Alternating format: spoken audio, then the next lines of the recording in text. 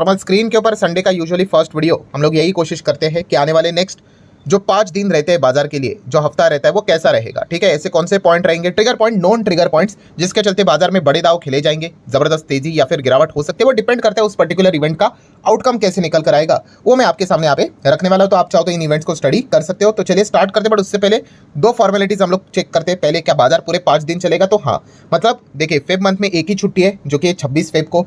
अगले हफ्ते मतलब ये जो अभी हफ्ता स्टार्ट होने वाला है उसमें 26 फेब तो नहीं आ रहा है। सो मार्केट बिना रुकावट के चलने वाला है 5 में से 5 दिन, तो ये पॉइंट पता होना चाहिए। देन अगर हम लोग बात करें बाजार का माहौल क्या चल रहा है, ये सेकंड फॉर्मेलिटी हम लोग करते हैं। तो बाजार का माहौल तो बेरिश ही है। पिछले 5 ट्रेडिंग सेशन की अगर हम लोग बात करें तो आप देख सकते हैं बियर वालों ने और मार्केट में गिरावट क्रिएट कर दी है, 2.25% की गिरावट, और वीकेंड से लगभग 550 पॉइंट के आसपास मार्केट को तोड़ दिया जा चुका है। हाँ, बीच में एक बार तेजी भी आई थी बट वो टिक नहीं पाई। वापस आप देख सकते हो बाजार में लाल रंग की होली लगातार यहाँ पे खेली जा रही है। शॉर्ट टर्म की अगर हम लोग बात करें तो बियर वाले अभी भी बाजार में हम कह सकते हैं बहुत ही बुरी तरीके से, मतलब हम लोगों को मार्केट को तोड़ते हुए देखने को मिल रहे हैं। ठीक है, और ये लगातार सिलसिला हम लोग को जारी रहते हुए देखने को मिल रहा है। तो क्या ये सिलसिला इस हफ्ते रुकेगा? तो यही देखने वाली बात होगी। एंड इसी से रिलेटेड इंपॉर्टेंट ट्रिगर पॉइंट मैं आपके सामने रखने वाला हूँ। सबसे पहले तो हम फ्राइडे के दिन, आपको पता है हमारा मार्केट तो 3:30 बजे क्लोज हो जाता है, बट अमेरिकन मार्केट की स्थिति हम लोग हमेशा चेक करते हैं। तो अमेरिकन बाजार में क्या देखने को मिला? कोई बहुत बड़ी गिरावट नहीं, आप कह सकते 0.37% की गिरावट डाउ जोन्स में देखने को मिली। नैस्डैक की बात करें तो नैस्डैक ने तो लगभग 80-100 पॉइंट के आसपास की तेजी दिखाई है। सो हम कह सकते हैं विदेश के मार्केट की ओर से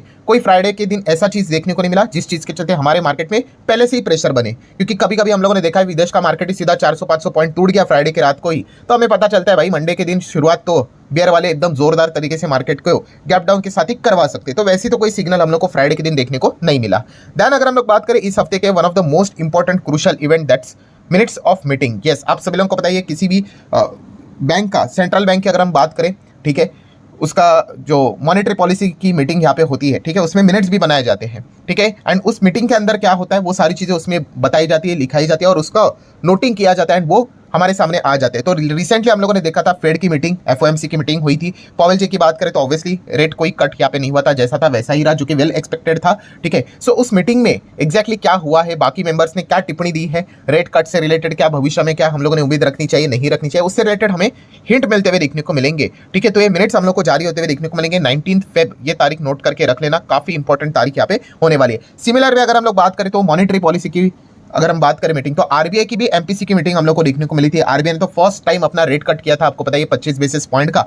हाँ, स्टैंस की बात करें तो न्यूट्रल स्टैंस अभी भी बरकरार है, अकोमोडेटिव स्टैंस अभी भी देखने को नहीं मिल रहा है। सो इसलिए आरबीआई की भी एमपीसी की मीटिंग के जो मिनट्स है वो हम लोग को जारी होते हुए देखने को मिलेंगे। फेड के मीटिंग्स के मिनट्स जारी होने के 2 दिन के बाद, मतलब 19 के बाद 21 तारीख को हम लोग को आरबीआई के मीटिंग्स के जो मिनट्स है वो जारी होते हुए देखने को आप मिल जाएंगे, और उसमें हम लोग को देखने को मिलेगा कि एग्जैक्टली आरबीआई के मेंबर्स क्या विचार यहाँ पे कर रहे हैं। सो खास करके अगर मैं कहूँ तो फेड की स्थिति तो हम लोगों को पता है, फेड तो ऑलरेडी बहुत सारे रेट कट करके बैठ चुका है। आरबीआई की अगर हम लोग बात करें, इनके मिनट्स देखना ये काफी इंटरेस्टिंग होगा, क्योंकि आने वाले समय में और भी रेट कट होंगे, हम सभी लोगों को पता है, बट उसका एग्जैक्टली टाइमिंग क्या होगा उसको डिटरमाइन करने के लिए मिनट्स को थोड़ा बहुत हम लोगों को गो थ्रू करना पड़ेगा। तो इसलिए आरबीआई के मिनट्स थोड़ा ज्यादा इंपॉर्टेंट रोल प्ले जरूर करेंगे। देन अगर हम लोग बात करें, नो डाउट अभी तो आप सभी लोगों को पता ही है, डेली की अगर हम लोग बात करें, ट्रंप के ऊपर तो फोकस रखना ही पड़ेगा। ट्रंप इंडिकेटर ये सबसे बड़ा इंडिकेटर है। ठीक है, काफी लोग पहले तो इन चीजों को इग्नोर करते थे, अभी उनको पता चल रहा है कि ये जियोपॉलिटिकली चीजें कितनी इंपॉर्टेंट यहाँ पे होती है। ठीक है, बाकी टेक्निकली बहुत सारे लोग चीजें यहाँ पे देखते रहते हैं, भाई अभी सबसे बड़ा इंडिकेटर ट्रंप ही है।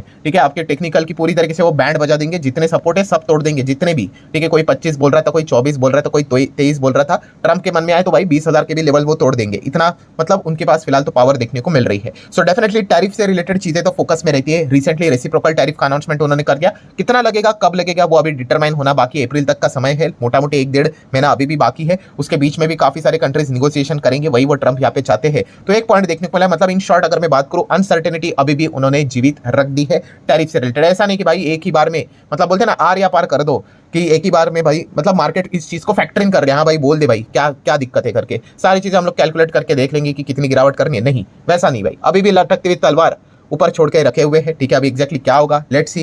देन अगर हम लोग बात करें तो रशिया यूक्रेन वॉर से रिलेटेड एक अपडेट हम लोग को देखने को यहाँ पे मिल रहा है। ट्रम्प जब से आए थे उन्होंने बोला था इस वॉर को मैं रोकने की कोशिश यहाँ पे जरूर करूंगा। एंड आपको पता ही है पुतिन के साथ हम लोगों को उनकी मीटिंग देखने को यहाँ पे मिलने वाली है, पीस टॉक की बातचीत होते हुए देखने को मिले। हालांकि पीस टॉक ऐसे ही फुकट में नहीं रहेगा भाई, कुछ ना कुछ तो ट्रम्प भी चाहेंगे, कुछ ना कुछ तो रशिया भी यहाँ पे चाहेगा। ठीक है, रशिया को तो एक ही चीज चाहिए भाई, जितना एरिया उन्होंने अभी हथिया लिया है यूक्रेन का वो उनका हो जाएगा। ठीक है, वो वही फिलहाल तो चीज यहाँ पे चाहते हैं। एंड अगर अमेरिका की अगर हम लोग बात करें, ट्रम्प की बात करें तो यूक्रेन में जो हम लोग को जो मिनरल्स देखने को यहाँ पे मिल जाते हैं लैंड से रिलेटेड, उसके ऊपर ट्रम्प की निगाह है, ये हर किसी को यहाँ पे पता ही है। उसी की बातचीत देखने को मिलेगी। यूक्रेन को क्या मिलेगा? यूक्रेन को कुछ भी नहीं मिलेगा भाई, कमजोर को कुछ नहीं मिलता है, आप सभी लोगों को यहाँ पे पता ही है। तो यही चीजें देखने को मिलेगी। अभी ये मीटिंग कहाँ पे होगी वो देखने वाली बात है।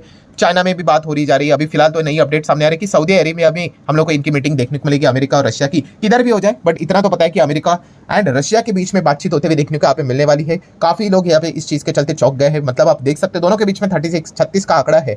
एंड इसी चीज को लेकर ये बताया जा रहा था कि देखो यूक्रेन को तो अमेरिका फुल सपोर्ट कर रहा है, बट अभी सरकार यहाँ पे बदल गई, ठीक है। एंड ट्रम्प की अगर हम लोग बात करें, वो तो बाइडन को ही ब्लेम यहाँ पे करते थे। सो लेट्स सी अभी आगे क्या होता है करके। एंड अभी जब भी हम लोग वॉर की बात करते हैं, आप सभी लोगों को पता है बाय डिफॉल्ट हम लोग क्रूड ऑयल के ऊपर तो चले जाते ही है।